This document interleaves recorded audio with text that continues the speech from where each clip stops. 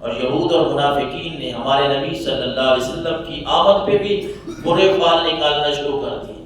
یعنی یہ اب خلاصہ گفتگو کا یہ ہے کہ ان برے فعلوں سے، ان بدشگونیوں سے، توہمات سے ہمیں نکلنا ہوگا. لوگوں نے یہ بہت پرانی بیماری ہے، یہ مسلمانوں کے لیے تو نہیں ہے. ہم تو اللہ کو ایک ماننے والے ہیں، ایک جاننے والے ہیں، ہمارے لیے نہیں ہے.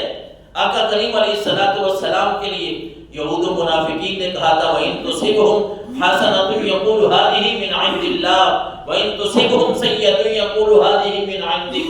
یہ یہود اور منافقین کے یہ قول ہے کہ جب انہیں بھی کوئی اچھائی پہنچتی تھی تو کہتے ہیں یہ اللہ کی طرف سے ہے. وَإِن تُصِبْهُمْ سَيِّئَةٌ يَقُولُ هَٰذِهِ مِنْ عِندِكَ. اور اگر کسی برائی کا مقابلہ کرنا پڑتا تو پھر کہتے جب سے یہ محمد آئے ہیں نا، یہ جب سے کوئی نیا دین لے کے آئے ہیں، کوئی تبلیغ کر رہے ہیں، اس وجہ سے ہمارا کام خراب ہے. اللہ تبارک و تعالیٰ نے فرمایا اے نبی ان کو سمجھاؤ قل کل من عند اللہ. اے نبی آپ ان کو فرما دیں، ان کو بتا دیں کل من عند اللہ کہ سارے کام تو اللہ کی طرف سے ہی ہوتے ہیں، اللہ کی طرف سے ہوتے ہیں. کسی کی طرف اس طرح باتیں منسوخ نہیں کرنا. کسی کو آپ یہ نہیں کہہ سکتے کہ آپ کی وجہ سے میرا یہ کام بگڑا ہوا ہے. اور اللہ کے نبی صلی اللہ علیہ وسلم نے فرمایا ذکرت الطیرۃ عند النبی صلی اللہ علیہ وسلم فقال احسنها الفعل. حضور صلی اللہ علیہ وسلم کے پاس یہ برے فعل نکالنا، یہ بدشگونیاں، یہ بات چیت ہو رہی تھی تو آپ نے فرمایا بھائی اچھا فعل نکالنا نا، اچھی یعنی اچھی توقع رکھنا، اچھا وام رکھنا. آپ نے فرمایا یہ تو بہتر ہے، یہ ٹھیک ہے کہ بندہ اللہ تبارک و تعالیٰ کی ذات کے ساتھ یا اپنا جو کام کر رہا ہے اس میں اچھی توقعات رکھے گا نا. میں کام جو کر رہا ہوں تو اللہ مجھے اس میں نفع دے گا. یہ میں مکان جو بنا رہا ہوں اللہ مجھے اس میں برکت دے گا. یہ نکاح، یہ شادی جو کر رہے ہیں بچوں کی، اللہ اس میں برکتیں دے گا.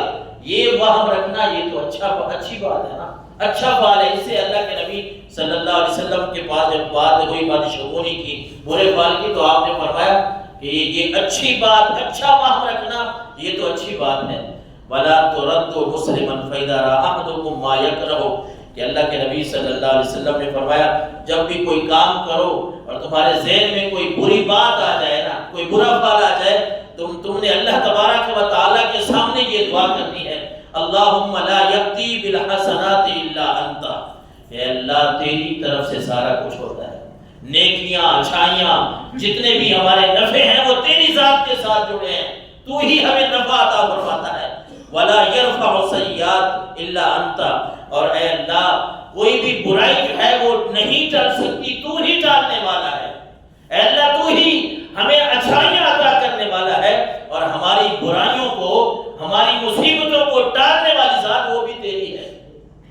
اور پھر آپ نے فرمایا تم یہ کہا کرو ولا حول ولا قوت الا بک. جو ہم پڑھتے بھی رہتے لا حول ولا قوت الا باللہ پڑھتے ہیں، اس حدیث میں بیکا کے الفاظ ہیں. یہ بھی بہت بڑا جملہ ہے لا حول ولا قوت الا باللہ. اس کا خلاصہ یہ بنتا ہے کہ ساری کی ساری قوتیں اور ساری طاقتیں جو ہیں وہ رب کی ہیں، اللہ کے پاس ہیں، کسی کے پاس کچھ نہیں ہے. وہ رب اگر چاہے تو انسان کو نفع ملے گا. انسان جتنی بھی کوشش کر لے، ہو سکتا ہے ہم دن رات ایک کر لیں لیکن کام میں ہمیں نقصان ہی آ رہا ہے. ہو سکتا ہے ہم تھوڑی سی محنت کریں، اللہ کی طرف سے ہمیں برکت زیادہ مل جائے. یہ ساری کی ساری طاقتیں، یہ قوتیں، یہ مال و دولت کا بڑھنا، یہ گھٹنا، یہ وَلَنَبْلُوَنَّكُمْ بِشَيْءٍ مِّنَ الْخَوْفِ وَالْجُوعِ وَنَقْصٍ مِّنَ الْأَمْوَالِ وَالْأَنفُسِ وَالثَّمَرَاتِ وَبَشِّرِ الصَّابِرِينَ. یہ جتنے بھی اللہ کی آزمائشیں ہیں یہ اسی رب العالمین کی طرف سے ہوتی ہیں. اس میں سفر کے مہینے کا کسی انسان کا، کسی جانور اور کسی پرندے کا کوئی تعلق نہیں ہے. یہ ساری باتیں انسان کو اللہ کی طرف سے ہی ہے. اور رسول اللہ صلی اللہ علیہ وسلم نے فرمایا، بخاری شریف کی حدیث سے مبارکہ ہے، ایک اعرابی نے کہا آپ ایک بات کر رہے تھے، آپ صلی اللہ علیہ وسلم نے فرمایا کہ یہ سفر کا جو مہینہ ہے نا یہ منحوس نہیں ہے، یہ جو الو پرندہ ہے یہ منحوس نہیں ہے، اس پہ کوئی نحوست نہیں ہے، اس کی کوئی اثر نہیں ہے. تو ایک اعرابی نے، ایک دیہاتی نے عرض کیا کہ یا رسول اللہ پھر یہ کیا ہوتا ہے کہ میرے اونٹ جو ہے نا ریگستانوں میں ریتلے علاقوں میں چل رہے ہوتے ہیں تو بڑے ہرنوں کی طرح ہوتے ہیں، ہرن کی طرح بڑے تیز دوڑتے ہیں، بڑے خوبصورت ہوتے ہیں، موٹے ہوتے ہیں، اور پھر یہ ہوتا ہے کہ ایک اونٹ ان میں خارش والا آتا ہے تو پھر باقیوں کو خارش لگ جاتی ہے۔ تو آپ صلی اللہ علیہ وسلم نے فرمایا اچھا یہ بتا اس پہلے اونٹ کو خارش کس نے لگائی ہے؟ اس پہلے کو خارش کہاں سے آئی ہے؟ یہ اللہ کی طرف سے ہی ہے نا۔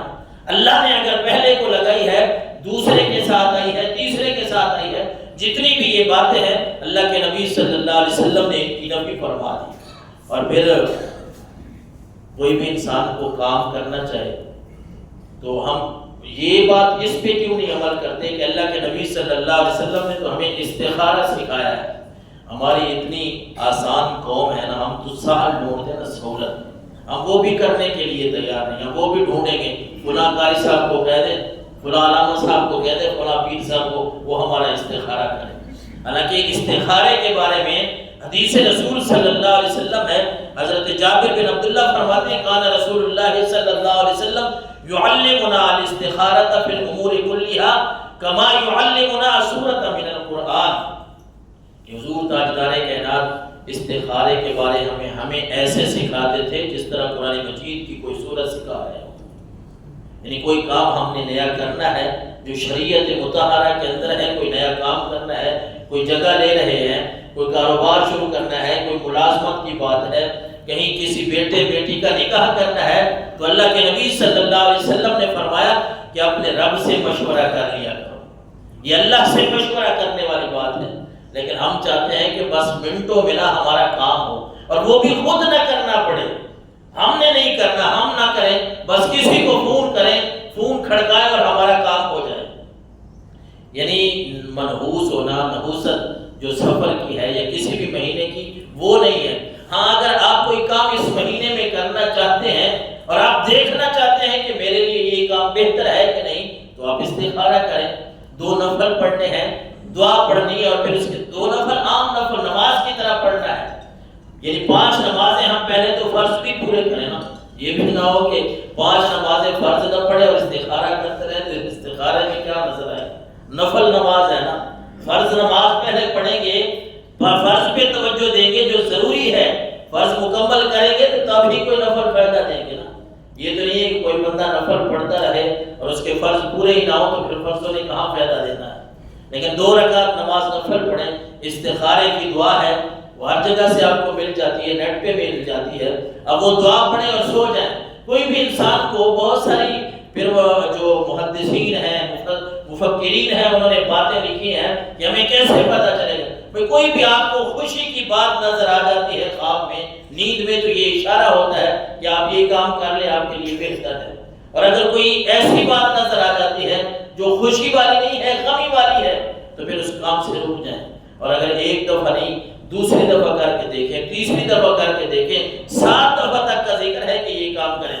بلکہ اللہ کے نبی صلی اللہ علیہ وسلم نے فرمایا، مجموع الزوائد کی حدیث مبارکہ ہے، ما خاب من استخارہ، کہ جس نے بھی استخارہ کیا نا وہ کبھی بھی نامراد نہیں ہوگا۔